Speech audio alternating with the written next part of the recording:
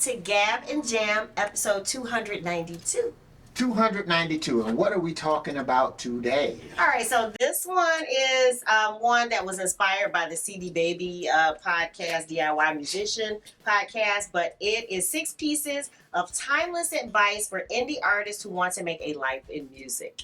Okay, and what do they mean by life in music? That is, what I'm getting, what I got, it was that DIY Rockstar Lifestyle, where you want to build a thriving I guess practice around your music and get your music heard by, build following. I'm just trying to understand, are we saying that in order to have a life in music, does that mean that you have to derive all of your income from music? No. So that's what I'm trying to get an idea. What exactly holistically I think they're talking about life of music. Well, what do we mean by it? Not just them, but us. How do you look at it? Well, again, building a practice where you are drawing in fans or followers, people listening to your music, you creating music, getting it out. Okay. And I guess just promoting it as however you see fit, however you want to. Okay. All right. Whatever is comfortable for you. All right, but that don't necessarily mean that you haven't accomplished that goal if you are deriving 100% of your income from any income, to be honest. Yeah. I mean, if you love doing it and you just want to touch people, that's actually one of the points, is that you still need to go through a lot of the same motions as if you, I guess that the same thing we always talk about with, if you want a major label deal, you still need to do all the DIY stuff. Well, it's the same thing that even if you want people to hear it, other than friends and family, which we've already talked about last episode, how friends and family, if that, that's the crapshoot of whether or not they're going to be a true fan of your music. Yes, they might love you, but that's just because you're born in the same family with people, don't necessarily mean that you share the same musical taste. Right. So that's true. All right. So what I'm going to do, in the interest of time, I'm going to share the top 3 that resonated with me. Okay.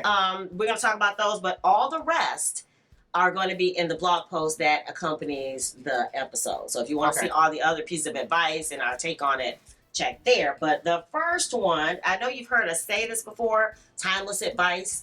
No one is going to believe in your music more than you. So in their instance, they were talking about how people seem like they don't want to do, whatever it takes, as in, they don't like going to the studio, or they want to, party and not make it to the, whatever the interview is or whatever it is. Right. That if you say you want to expand your reach with your music, then whatever that means, whatever steps you need to take, whatever you need to learn, whoever you need to meet.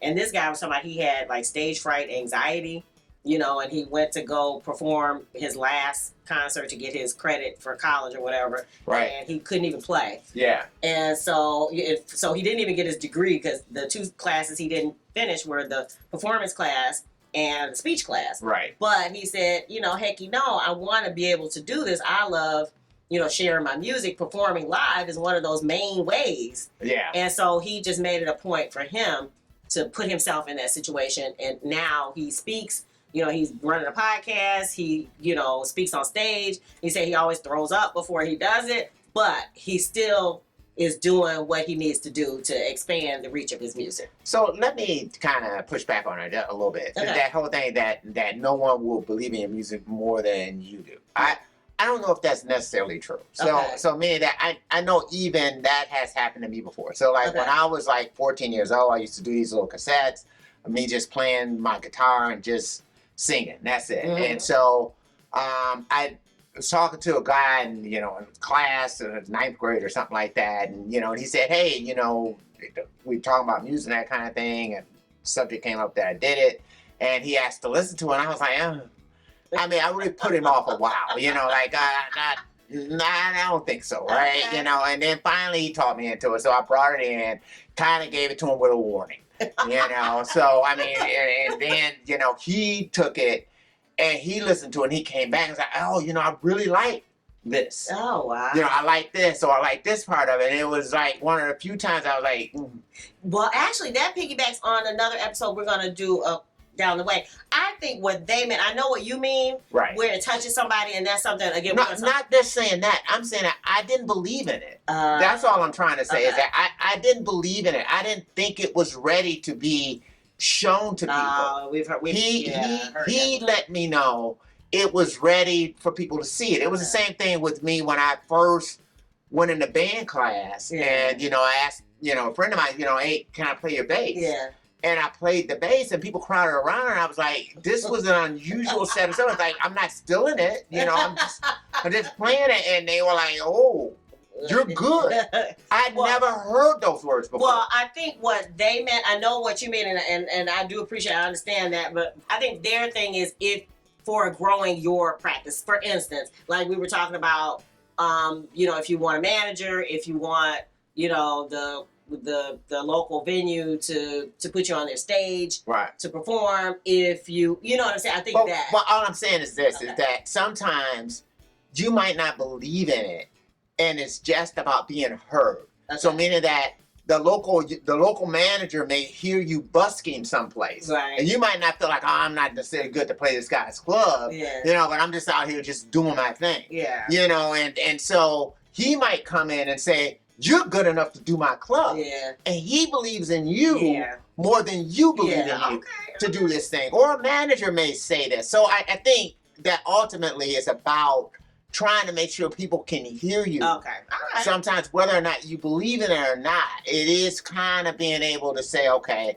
I'm going to put it out there, and kind of let people hear, because sometimes it's just, it is getting that person to tell you something that you've never heard before. Yeah, that's true. Because I'm saying that I know for me, playing the bass, when I was playing it in my house, everybody said it was horrible. Yeah. It was like the worst thing that I could ever do, So, so now to actually be out and people saying, not only that, hey, you're okay, but you're good. Yeah. That's a whole different mindset, that kind of like, wait a minute, this is to completely changes stuff. So that's the only thing that I'll push back on that part of it. Okay. That you may find people, if you put it out there, who may believe in things. We've seen things with our stuff where, we put something out there and we're like, okay, we're expecting such and such. Yeah.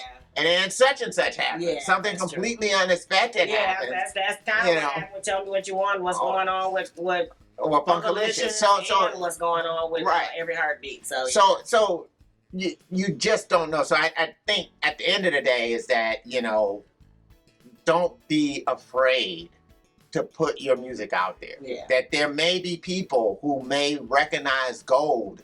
And how many people have you heard about who thought one thing was going to be a hit? Oh, yeah. Didn't think much of this particular song. Yeah. And then, somebody else said, no, it's not that one. It's this one. Right? It's like, and this is the last one.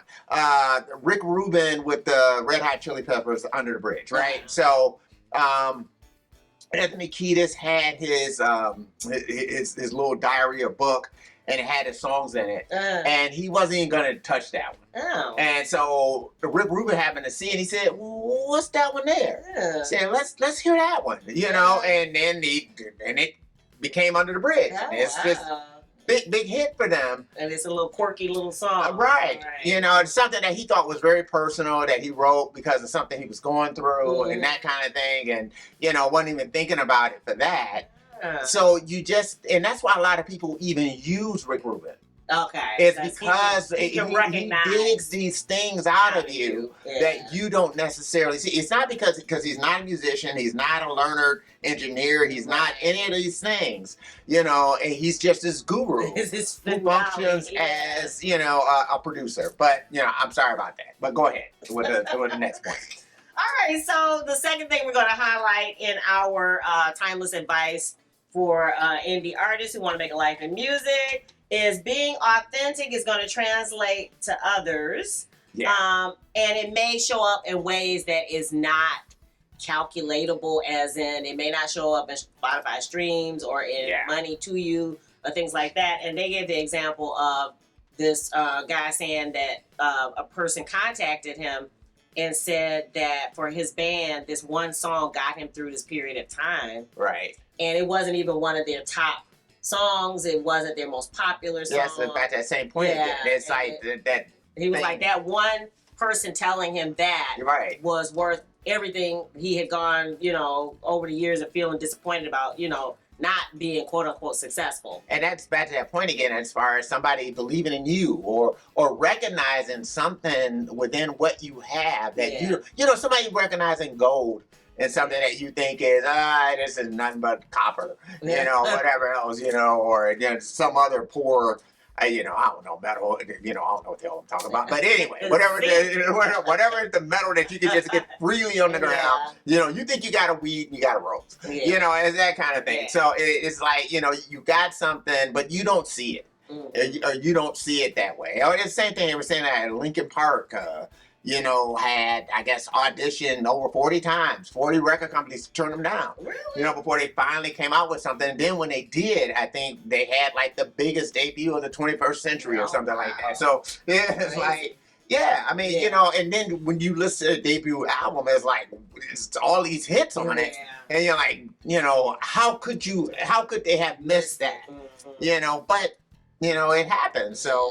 So again, sometimes, others don't recognize it, and I know you have to believe in it. And I think the authenticity itself, coming back to that point, I think that's the part that means the most, is that you have to just feel like, okay, I'm being true to myself and I'm putting out the best I can do. Yes. And to get that out there. Tapping into my soul. Right. Whatever is authentic to you. Yeah. That's what you're doing. And so that's where we kind of get to that point. Because you can't get to those other things of even other people believing in it more than you do unless you are willing to present your authentic self. Yeah, I like that. And then finally, this is one that rubs people all kinds of wrong ways. But you have to realize, timeless advice for indie artists who want to make a life in music, talent doesn't really matter. And what they were saying is that you had the Eddie Van Halens of the world, and they were on top of the world of guitar guys and all that in the 80s. And then in the 90s, Nirvana comes along with, you can't even understand the mix. You can't understand the words. They probably didn't know what the fuck chords they were playing. But it hit a nerve. It was a cultural phenomenon, and it made people feel a certain way. Right. And that is more important than the actual quote-unquote talent. And people felt the same way about the Beatles, because the record industry, or at least rock and roll prior to that, was that, hey, you go down to the Brew Building, you get a song, right. you get the song with the artist, you get the producer, you get this, and that's kind of the way the record business ran. Until then. And then the Beatles hit, and there's this self-contained unit. Yeah. That's producing stuff, because that's the way the Motown assembly line ran. Right. It's like, okay, we'll just put all that stuff under one roof. Yeah. The producers, the writers, the artists are all under one roof. Fashion Yes, people, the hairstyles there. Right. All this thing. Put the artists on the assembly line. Right. Just let them go. Just let them go down the thing. But as that. The Beatles signaled that, hey, something new is going to happen. And by the time you got to the 70s, you get the birth of the singer-songwriter just completely around. Yeah. Even Motown had to change. Yeah. Because now they're artists, whether it was Stevie Wonder, Marvin Gaye, the Jacksons, leaving Motown because of that. Yeah. Because it kind of changed to that part of it, of just, now the artist being their authentic self and putting that out there. So. Yeah. I love it. All right. So what do you think? What piece of timeless advice would you give to independent artists who want to make a life in music? Make sure you drop it in the comments below. And then I don't have our... Well, here we go. Yeah, Obtainium Flow. Yeah, we got that going. So we're going to have... live stream June on the 30th. Yeah, Friday. 7 p.m. Links will be below. 7 p.m. Eastern time. So if you're on the... left coast, as they call it, it's at 4 p.m. And I'm not going to even go about if you're overseas. You just work it out. Yeah. But anyway. So we hope to see you there because we're going to be debuting the video for One Love, Find a Way. Yeah. And so we're excited about that. Things have been going really well. We've been doing this waterfall release thing where we're doing, a single every month or every 6 weeks. And so far, it's been going really, really well. It has been. I think certain songs got lost on Sugar Fit because of that, you know, and so you know that we never really got a chance to say, okay, you know, kind of put the spotlight on those songs. Yeah. Whereas now we actually have an opportunity to put a spotlight on certain songs, which is pretty fun. So yeah, it has been. All right. If you dig the vibe and you want to be a part of the tribe, be sure to subscribe. We're wishing you love, peace, and chicken grease.